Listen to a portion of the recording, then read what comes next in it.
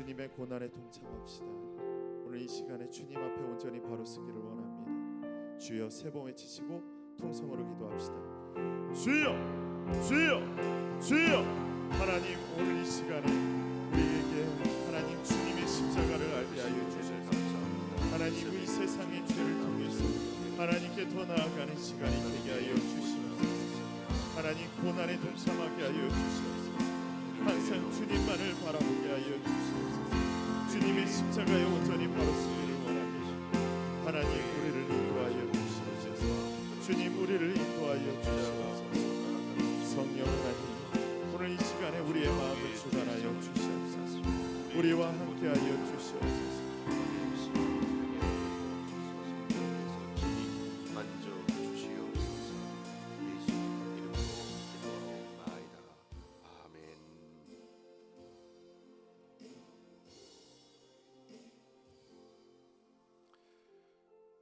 신앙 고백하겠습니다. 나는 전능하신 아버지 하나님, 천지의 창조주를 믿습니다. 나는 그의 유일하신 아들 우리 주 예수 그리스도를 믿습니다.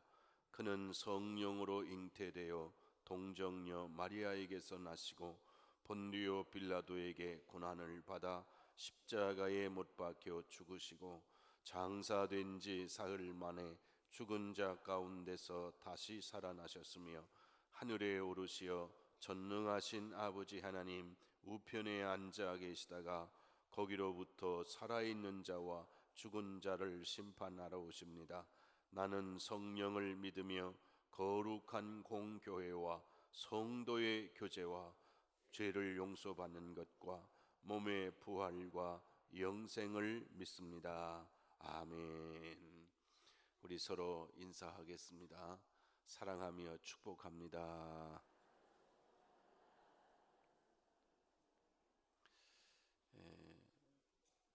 유원실 권사님이 하나님 나라에 가셔서 오늘 아침 7시에 동인병원에서 장례 예배를 드리겠습니다.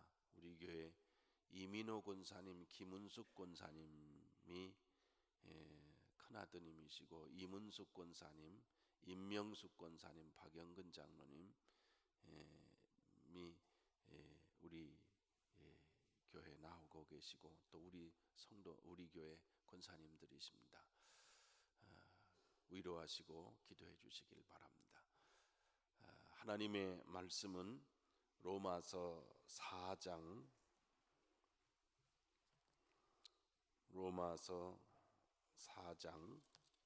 1절부터 9절의 말씀을 봉독합니다. 좀 짧기 때문에 우리 같이 한 목소리로 봉독하겠습니다. 로마서 4장 1절부터 9절의 말씀. 그런즉 육신으로 우리 조상인 아브라함이 무엇을 얻었다 하리요? 만일 아브라함이 행위로서 의롭다 하심을 받았으면 자랑할 것이 있으려니와 하나님 앞에서는 없느니라. 성경이 무엇을 말하느냐? 아브라함이 하나님을 믿음에 그것이 그에게 의로 여겨진 바 되었느니라. 일하는 자에게는 그 싹이 은혜로 여겨지지 아니하고 보수로 여겨지거니와 일을 아니할지라도 경건하지 아니한 자를 의롭다 하시는 이를 믿는 자에게는 그의 믿음을 의로 여기시나니 일한 것이 없이 하나님께 의로 여기심을 받는 사람의 복에 대하여 다윗이 말한 바 불법이 사함을 얻고 죄가 가려짐을 받는 사람은 복이 있고 주께서 그 죄를 인정하지 아니하실 사람은 복이 있도다 함과 같으니라. 그런즉 이 복이 할례자에게냐 혹은 무할례자에게도냐? 무릇 우리가 말하기를 아브라함에게는 그 믿음이 의로 여겨졌다 하노라. 아멘. 우리 청요선교에서 찬양해 주시겠습니다.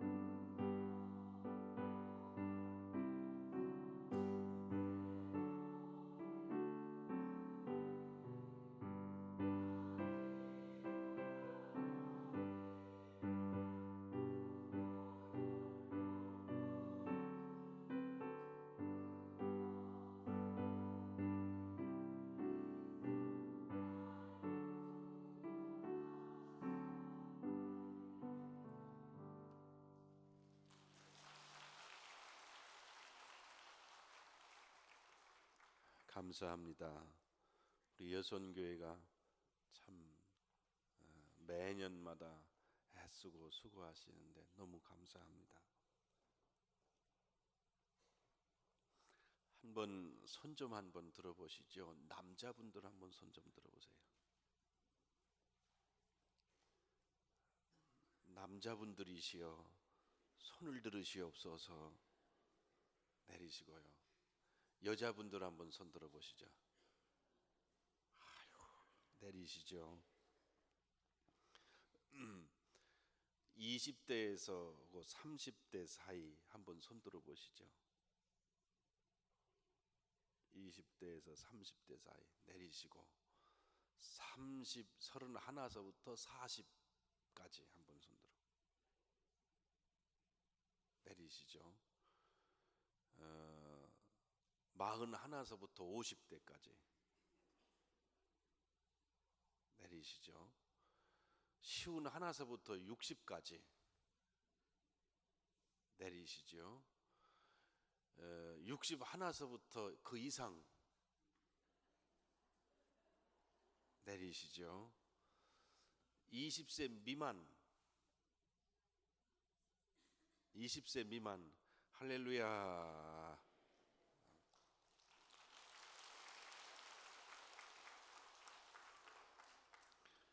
참 우리 교회는 안정된 교회죠. 2층 안 보는 것 같지만 보았습니다.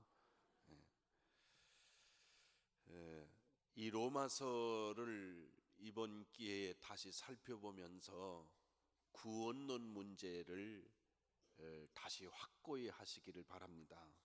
믿음의 조상이 누구죠? 화면을 주세요. 아브라함이죠. 아브라함이 믿음의 조상인데 왜 아브라함이 믿음의 조상이 됐느냐? 그가 한 일이 뭐냐? 성경에 오늘 로마서에는 한 일이 있다 없다? 왜 말을 안 해요? 있다 없다? 없다. 그러면 이 아브라함이 한 게 뭐냐? 그것은 하나님의 말씀을 믿었다는 거죠. 그 믿었음을 하나님이 의로 여기셨다는 겁니다. 믿음을 의로 여기셨다는 거예요. 아브라함이 한 일은 믿은 것밖에는 없다는 겁니다. 의로 여기셨다는 이 말 자체는 의롭기 때문에 의인이 아니고 하나님을 믿는 그 믿음을 보시고 아브라함을 의인이라 그렇게 말씀하셨다는 겁니다. 의인이라는 말씀 자체 속에는 뭐가 들어가 있냐면 용서가 들어가 있는 겁니다. 용서가 아브라함이 한 일은 믿은 것밖에는 없습니다. 그 말 자체는 뭐냐면요, 인간이란 자기 죄를 씻을 수 있는 능력이 없다는 겁니다. 죄의 문제를 해결할 수 있는 길은 없다는 거예요. 그래서 누가 이 죄값을 지불하셨냐? 십자가에서 누구가? 예수님이 그 죄값을 지불하셨다. 이것을 가리켜 속량이라고 합니다. 값을 지불해 주셨다는 거죠. 오늘 성경에도 또 다른 말로 이 말씀을 표현하셨는데 일하는 자가 싹을 받는다. 싹을 받는 건 당연한 거죠. 일한 만큼 받으니까. 그런데 한 것도 없이 싹을 받는다. 이것은 은혜입니다. 한 것도 없이 그것을 가리켜 은혜인 겁니다. 또 표현했어요. 경건하지 않은 자. 이게 누구요? 아브라함입니다. 아브라함이 경건해서 의인이 된 게 아니고 아브라함은 경건하지 않은 사람이에요. 그런데도 아브라함을 의롭다 하셨어요. 뭐 때문에? 믿음 때문에. 이것은 대가를 지불한 게 아닙니다. 그래서 구원의 문제도 전적인 하나님의 은혜입니다. 일부분만이 은혜가 아니고 전부 은혜입니다. 불법을 저지르고 살았는데 그 불법에 죄값을 받아야 되는데 죄값을 치르지 않고 의롭다 용서받았습니다. 용서받았습니다. 그 죄를 인정하지 않으셨어요. 죄를. 그래서 성경에 지난번 성경에 보면 23장 25절에 보면 간과하심으로 이렇게 돼 있어요. 요 간과라는 뜻이 뭐냐? 그 말은 지나간다는 겁니다. 안 보신다는 겁니다. 용서하셨다는 겁니다. 누구 때문에? 무엇 때문에? 행위 때문이 아니고 무엇 때문에? 믿음 때문에. 그래서 구원의 문제에 대해서 우리는 자랑할 것이 있다 없다? 없다고 하지 말고 전혀 없다. 있다 없다? 전혀 없다. 그러므로 구원은 하나님의 전적인 뭐예요? 은혜입니다. 은혜입니다. 전적인 하나님의 은혜입니다. 이것을 통해서 성경이 우리에게 말씀해 주시는 여러 가지 이유가 뭐냐면 인간이란 스스로 의로울 수 없다는 겁니다. 절대로 스스로 의로워질 수 없다는 겁니다. 두 번째로 십자가의 가치는 인간이 대신할 수 있는 그 어떤 것도 있을 수 없습니다. 그 십자가의 가치를 대신할 수 있는 행위, 헌신, 노력, 그 어떤 것도 안 됩니다. 오직 이 십자가의 가치가 얼마나 큰지를 알아야 합니다. 생각해 보면요, 저도 목사가 됐지만은 제가 가치 있다. 그러나 이 가치는 제 스스로의 가치가 아니고 저를 위해 사랑하신 하나님의 사랑의 가치입니다. 참 괜찮은 것 같은데요, 형편없을 때가 많아요. 어째서 이런 사람을 하나님이 사랑하셨나, 구원하셨나 생각해 보면 형편없어요. 여러분 얼굴을 아주 점잖게 저를 쳐다보시는데 여러분은 괜찮은 줄 알아요? 아이고 그만둬요. 에? 있는 그대로 다 뒤집어 놓으면 그 인간을 갖고 뭐를 하겠다는 거예요. 그게 때마다 시간마다 깨달아지는데도 하나님이 우리를 위해서 가치를 지불하셨는데 독생자와 저를 바꾸신 겁니다. 바꾸신 거예요. 참 생각해 보면 아이들이 왔다 가고 난 다음에 밤에 운전하고 간다고 그러길래 밤에 운전하고 가면 도착할 시간이 1시간 한 15분쯤이나 20분쯤 돼요. 그런데 떠나고 나서 잠이 안 오는 거야. 왜냐하면 도착했다는 소리를 들어야 마음이 편안해. 이게 저만 갖는 마음이겠습니까? 부모님들이 다 갖는 마음이죠. 그런데 얘들은 아직 이런 걸 몰라. 애들은 이제 지들이 애 낳아서 키워봐야 지들이 알아. 그리고 얘들은 그거 알 때 되면 그때서야 철이 들어. 그거 몰라요. 이게 뭐 아무리 얘기를 해도 또 무슨 얘기 하려고 또 우리 아버지가 어머니가 나한테 얘기하나 보다 그러지, 얘들은 몰라. 자식의 가치를 누구와 바꾸겠습니까? 그런데 하나님이 그 독생자와 저를 바꾸어서 저를 독생자의 가치로 보셨어요. 그리고 우리를 가리켜 보잘것없는 우리를 천하보다도 어떤 물질로도 바꿀 수 없는 존재라 그렇게 가치를 정하신 게 저입니다. 그러므로 우리가 나 자신을 보고 나에 대한 가치를 깨닫는 게 아니고 나를 사랑하신 하나님의 사랑을 보고 자신의 가치를 깨닫는 사람, 그 사람은 감격스럽게 은혜를 깨닫는 사람이 될 것입니다. 전적인 하나님의 은혜, 구원은 전적 은혜다 하는 것을 깨달아야 됩니다. 자, 물어봅시다. 구원받았다 하는 의미는, 구원받았다 하는 것은 구원받은 사람은 종말이 문제될 게 없습니다. 종말이. 왜냐하면 구원은 오늘만의 구원이 아니고 영접하는 자, 곧 그 이름을 믿는 자들에게는 하나님의 자녀가 되는 뭐를 줘요? 권세를 줘요. 하나님이 세상을 이처럼 사랑하사 독생자를 주셨으니 누구든지 저를 믿는 자마다 멸망치 않고 무엇을 얻어요? 영생을 얻어요. 그러므로 영생은 지금과 종말이 같이 있는 거예요. 근데 사람들은 이 종말의 문제를 구원과 떼놓고 생각할 때가 많습니다. 구원은 구원이고 마지막 종말은 종말이다, 이렇게 착각하고 살 때가 많아요. 위대한 신앙가들을 보게 되면 이런 얘기를 하죠. 내일 세상에 종말이 오면 오늘 무엇을 하시겠습니까? 나는 여전히 사과나무를 심겠다. 그런 사람도 있지만 우리가 모델로 삼을 웨슬레 목사님이 계시죠. 웨슬레 목사님은 그 기록에 보면 새벽에 한 4시쯤 일어나셔서 기도하셨다는 기록입니다. 매일. 근데 영국 사람들이나 미국 사람들은 새벽 기도회가 없습니다. 새벽 기도는 다행스럽고도 행복하고도 기쁘게 어디에만 있어요? 대한민국만 있습니다.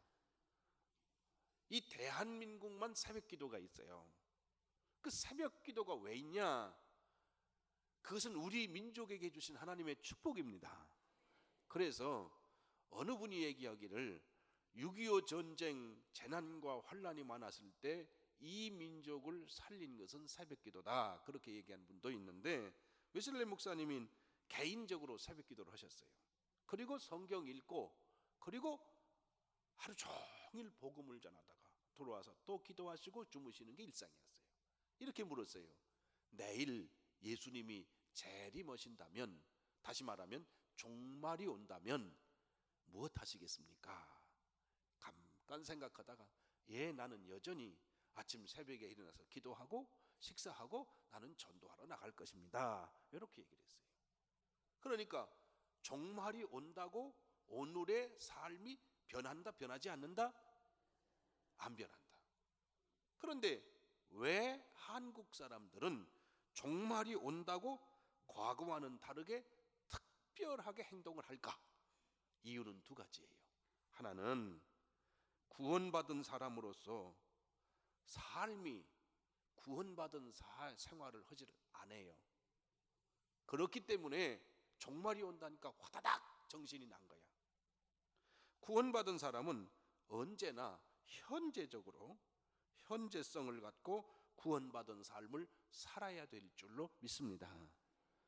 구원은 오늘만의 구원이 아니고 내일의 구원도 되며 지금만의 구원도 아니고 주님이 재림하실 때의 구원도 되는 거예요. 이 구원 속에 종말도 다 들어가 있어요. 이 종말이 온다는 문제 때문에 구원받은 사람이 흔들려야 될 이유가 없는 거예요. 그런데 왜 흔들릴까? 2번째로 구원 문제에 대한 확신이 없기 때문에 그래요. 불안해요. 그래서 한국 교인들은 물어보는 거예요. 언제 구원 받으셨어요? 날짜만 물어봐도 흔들려요. 어떻게 구원 받으셨어요? 말 못해요. 그러니까 그 문제에 대해서 구원파들이 와서 물어보면 여지없이 흔들렸어요. 성경 몇 장 몇 절에 의해서 구원 받으셨어요? 흔들려요. 이 구원의 문제는 언제 어디서 기억하면 좋겠지만 한국인의 특성상 그걸 기억을 못해요. 외국 사람들은 이것은 언제나 기억하거든요. 특성이 달라요. 한국은 이게요, 그냥 물이 흐르듯이 흘러가는 이 심성을 가졌거든요. 그래서 꼭 기록하지를 않아. 한국 사람으로서 일기를 쓴다는 게, 기록으로 남긴다는 게 참 대단한 문제예요. 그러나 저 사람들은 생활 습관 자체가 기록을 남기고 시간을 정하고 무언가 이유를 따지는 거예요. 논리적 사고를 갖고 있어요. 우리는 정적인 사고를 갖고 있어요. 이거는 저쪽 사람들이 쓰던 방법이에요. 근데 한국 사람한테 가장 정확하게 흔들기 쉬운 방법론이기도 해요. 언제 구원 받으셨어요? 저도 예수 그리스도를 인격적으로 만난 날이 고등학교 2학년 후반기입니다. 그런데 날짜는 몰라요. 날짜는 몰라요. 시간은 알겠어요. 왜 시간은 알겠냐? 기도하다가 성령 세례 받은 그 순간이 저한테 있었거든요. 그러나 저한테 물어 맨날 몇지 성경 몇 장 몇 절? 그러면 전 말 못해요. 왜냐? 그 순간에 성경 보고 있었던 게 아니고 그 순간에 기도하고 있었거든. 응? 그건 제 문제입니다. 여러분도 마찬가지예요. 구원 문제에 대한 확신이 있어요.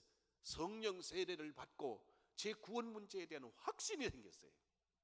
그 다음부터 흔들리지 않아요. 그런데 사람들은 이 구원 문제에 대해서 여지없이 흔들리고 있습니다. 여지없이 흔들리는 그 사람들을 향해서 나온 게 이단입니다. 그래서 거의 대부분의 99% 이단들은 이 사람들을 흔들 때 구원론을 얘기하지 않고 종말론부터 얘기를 해요. 종말론으로 접근하는 겁니다. 왜 그럴까? 그들이 갖고 있는 구원론으로서는 이단이라는 게 만들어지기가 어렵습니다. 구원론으로 접근하지 않고 종말론으로 접근해요. 왜 그들한테 14만 4천이 중요한 문제가 될까? 14만 4천 명이 세워지면 이제는 신천지에서도 걱정입니다. 14만 4천 명이 넘었는지도 몰라요. 근데 그 넘으면 걱정이야. 14만 4천이라는 게 어디서부터 누구를 선별해야 되겠어요? 넘으면 걱정이야.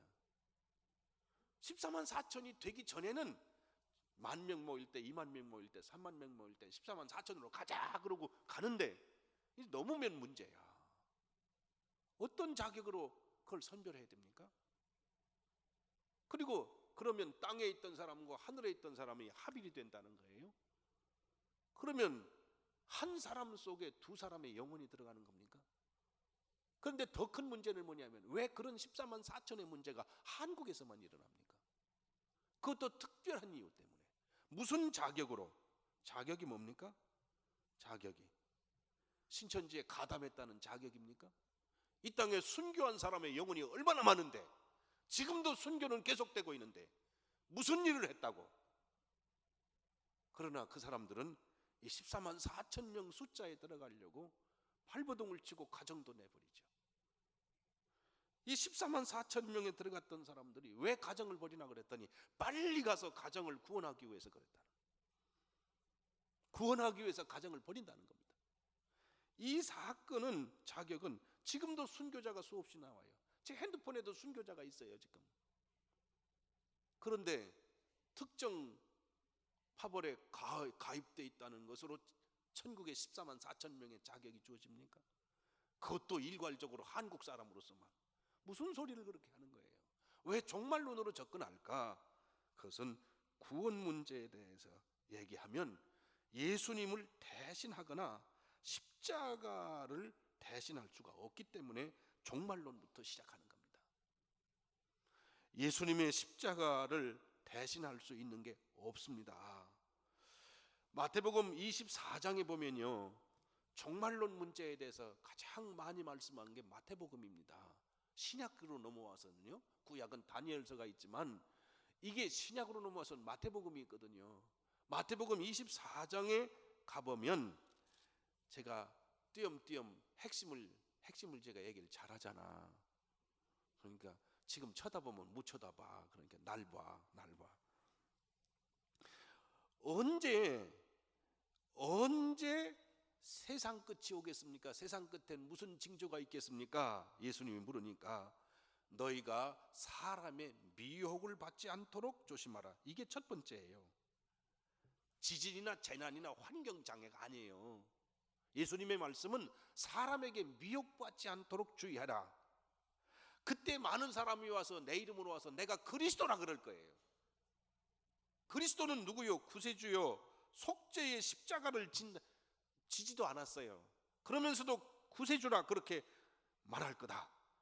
난리와 난리 소문이 들 거다. 두 번째로 난리 소문 들 거나. 그러나 성경에 얘기하기를 민족이 나라가 나라를 대진하고 곳곳에서 기근과 지진이 있으리나 그러나 이 모든 것은 재난의 시작이니라 그랬어요. 끝이 아니고 종말이 아니고. 그러면 그때 어떤 현상이 일어나겠냐? 믿음의 공동체 안에 분열의 현상이 일어날 거다. 미움이 있고 실족하게 되고 서로 잡아주게 되고 사람을 미혹하고 사랑이 식어질 것이다. 그러나 끝까지 견디는 자는 무엇을 얻으리라? 구원을 얻으리라. 24장 14절에 천국 복음이 모든 민족에게 증언되기 위하여 온 세상에 전파되리니 그제야 끝이 오리라 그랬어요. 그러니까 마지막 끝은 멸망의 끝을 얘기하는 게 아닙니다. 이 말씀은 성도들에게 하신 말씀인데, 복음이 세계 만방에 전파된 후에 끝이 오는 것은 이제는 주님께서 하실 일을 다 하셨다고 마무리 지으시는 거예요. 그 끝은 절망적 끝을 얘기하는 게 아닙니다. 그 끝은 복음의 승리를 얘기하는 겁니다. 그런데 사람들은 이 시간이 변하고 상황이 변하고 환경이 어려워지니까 재난 문제 얘기부터 먼저 시작하지요. 그 재난의 얘기를 시작하면 우리가 믿었던 구원의 문제도 여지없이 흔들리기 시작합니다. 지금 우리가 할 일은 재난의 문제를 위해서 흔들려야 될 문제가 아니고 믿음의 확신, 구원의 확신을 갖고 복음을 전해야 될 때입니다. 성경의 24장에 천지는 없어지겠지만 내 말은 없어지지 않겠다. 그러나 그날과 그때는 아무도 모르나니 하늘의 천사들도 아들도 모르고 오직 아버지만 아시느니라. 하나님이 결정권자예요. 그러므로 깨어 있으라. 어느 날 어느 때에 너희 주님이 임하실지. 주님이 종말을 재림으로 얘기하셨지 종말을 무너지는 걸로 보지 않으셨어요. 이거는 성도에게 하시는 말씀이니까 재난이라는 것은 일어나는 현상 중에 하나의 과정 중에 하나지 마지막 종말은 주님의 재림이시라고. 주님이 오시면 여러분이 좋아요, 나빠요? 이 얼굴을 보니까 별로 아닌 것 같아. 좋아요, 나빠요? 좀 우리 손녀딸이 할아버지를 볼 때 느낌이라도 좀 있었으면 좋겠어. 할아버지 하는 것처럼 그렇게 좋아야 되는데 주님의 재림은 좋은 거예요. 주님의 재림으로 보셨어요. 그러므로 너희도 준비하고 있으라. 생각지 않은 때에 인자가 오리라. 주님이 오시리라.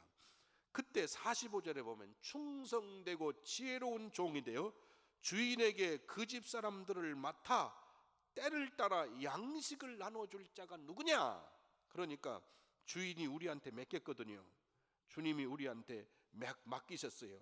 그 맡긴 것을 충성되고 또 지혜롭게 때를 따라 맡은 사람들에게 양식을 나눠주는 사람이 복되다 그랬어요. 왜 종말을 그렇게 볼까요? 만일에 그 악한 종이 마음에 이르기를 주인이 더디 오리라, 예수님이 더디 오실 거다 그렇게 생각해서 동료들을 때리고 술 친구와 더불어 먹고 마시게 되면 생각지 않은 날 알지 못하는 시간에 그 종의 주인이 이르러 엄히 때리고 외식하는 자가 받을 벌에 처하리니 거기서 슬피 울며 이를 갈미 있으리라. 그렇게 하셨거든요. 자, 그러면 복음서 중에 4개 복음서 중에 종말의 문제에 대해서 요만큼도 얘기 안 한 복음서가 있어요. 요한복음입니다. 아이고, 그러면 요한복음은 예수님의 재림과 종말에 대해서 얘기 안 하셨나요? 하셨어요. 어디에서 하셨어요? 계시록. 요한계시록에서 하셨어요.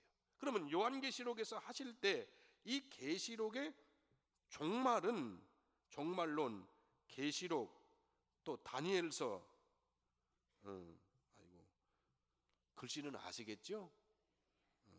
종말, 뭐 다니엘서, 뭐 계시록, 뭐 이런 이것은 무엇을 위해서일까? 핵심이 뭐냐? 왜 말씀이 있느냐? 구원받은 사람이 지금을 살아갈 때 희망과 용기를 주기 위해서 종말론과 계시록을 쓰신 겁니다.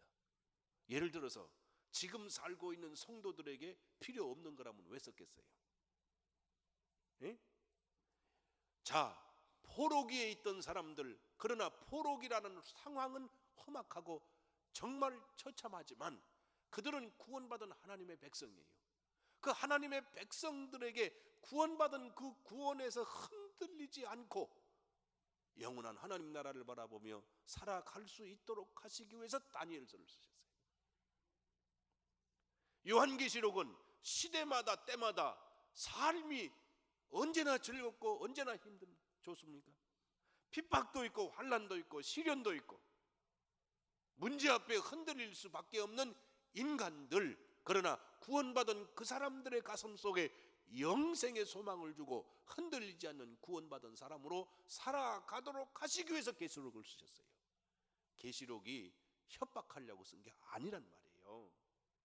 절망을 주려고 쓴 게 아니란 말이에요. 그것은 모든 사람에게, 구원받은 하나님의 사람에게 희망을 주시기 위해서 쓰신 것입니다. 그런데 그걸 협박용으로 사용해요. 하나님이 우리를 사랑하신다는 것을 믿으시길 바랍니다. 얼마나 사랑하시느냐? 독생자보다도 더 사랑하십니다. 그래서 우리를 구원하셨습니다. 여러분의 자격으로 구원받은 게 아닙니다. 인격으로 구원받은 것도 아닙니다. 품성으로 구원받은 것도 아닙니다. 노력해서 구원받은 것도 아닙니다. 우리가 한 일은 아브라함이 한 것처럼 하나님의 아들 예수 그리스도를 믿었습니다. 그 믿음을 의로 여기신 겁니다. 믿음을 의로 여기셨다면 우리는 자랑할 것이 없습니다. 그리고 구원받았으면 이 구원은 오늘만의 구원이 아니고 종말이 오는 재난의 시대에도 구원입니다. 살아도 구원이고 죽어도 구원입니다. 이 구원에서 흔들림이 없으시기를 주님의 이름으로 축복합니다. 기도하겠습니다. 아버지 하나님, 저희 자신들을 정직하게 살펴보면 구원받을 만한 자격이 없습니다. 또 구원을 위해서 할 수 있는 일도 없습니다. 구원받았으면서도 우리는 결코 의로운 자가 아닙니다.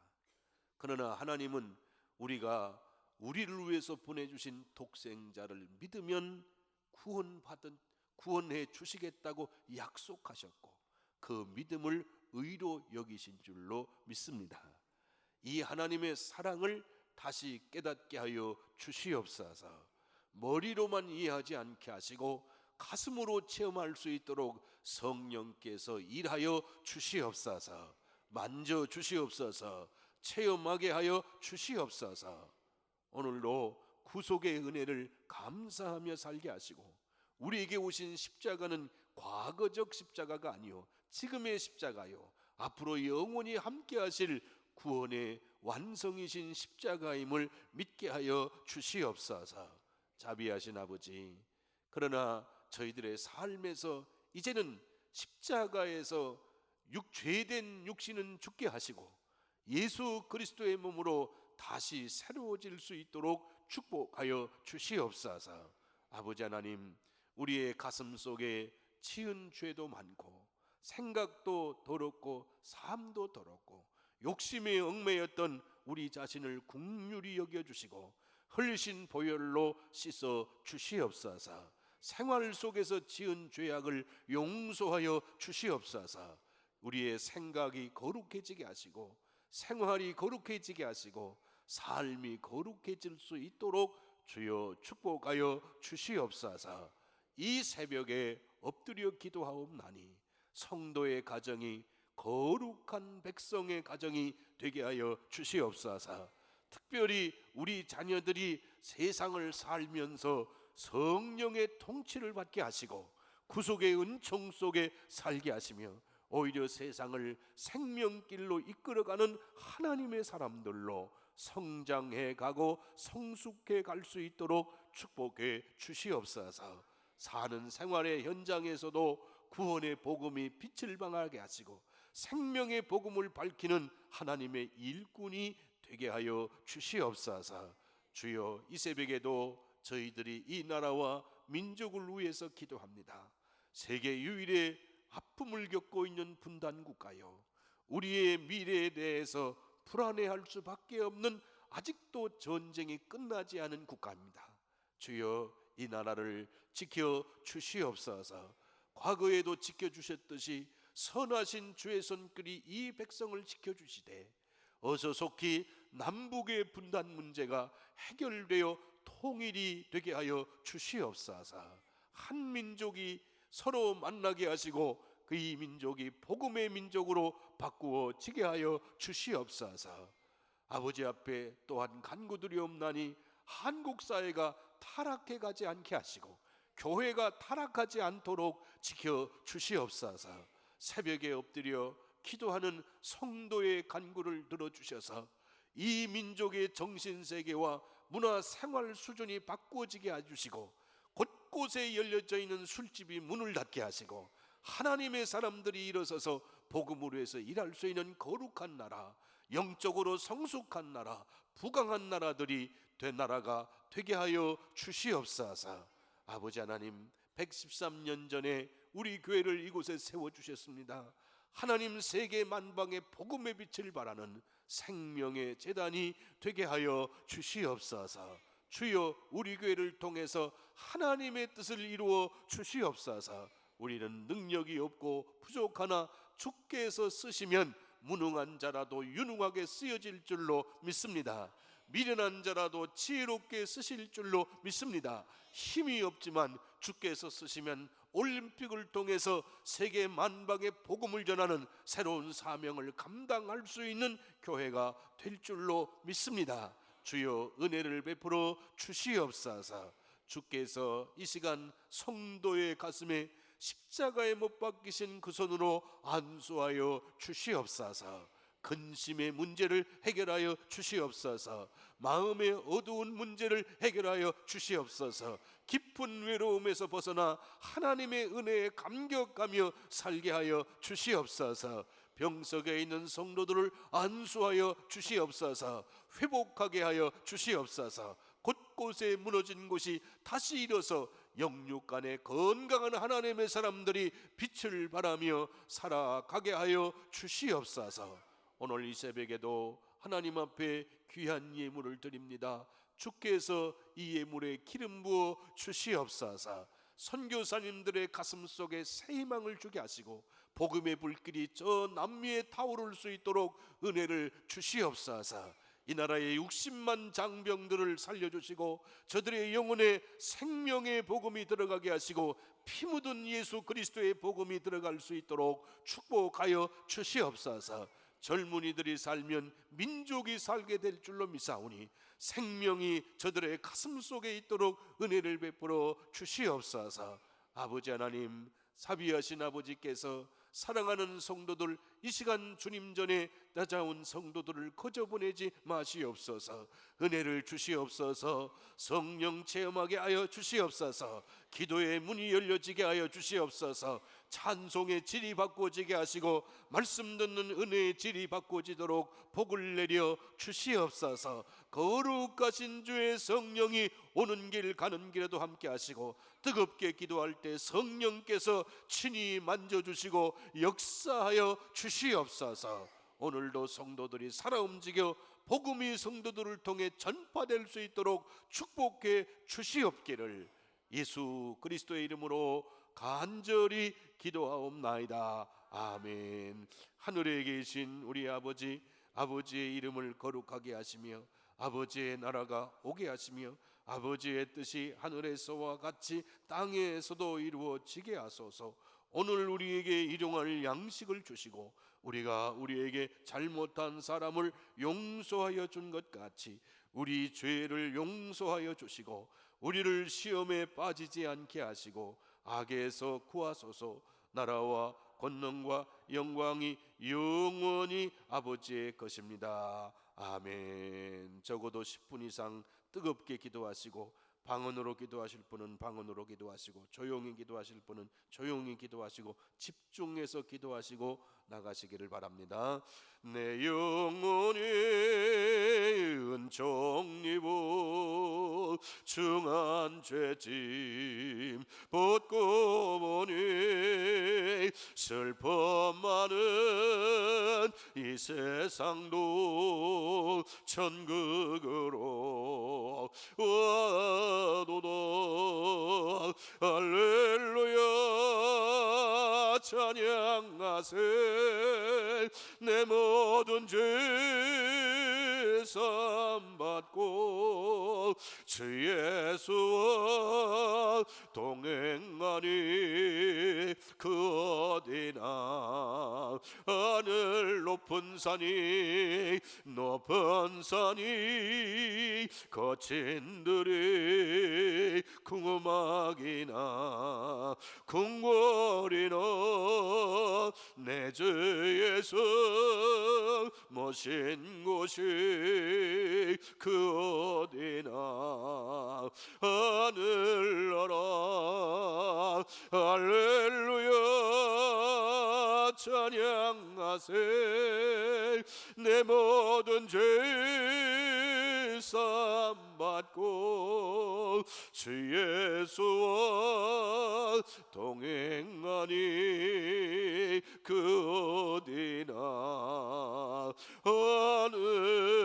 하늘나라. 주여 세 번 하고 통성으로 기도하겠습니다. 주여 주여 주여. 자비하신 아버지 크신 은혜를 감사합니다. 주께 계신 은혜를 감사합니다.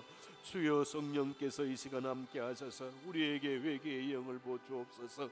에미딜레키스르웨드레게 벨라 판사라와라라간 넬레티아 에밀레드레게 스르웨드레게 르피스로와라라간. 주의 성령께서 친히 역사하셔서 회개의 문을 여시고 통곡의 문을 여시고 우리 중심이 바꿔주고 생활이 지게 하여 주옵소서. 멜레들에게 세레베들에게 멜라파 에벨레들에게 세레베들에게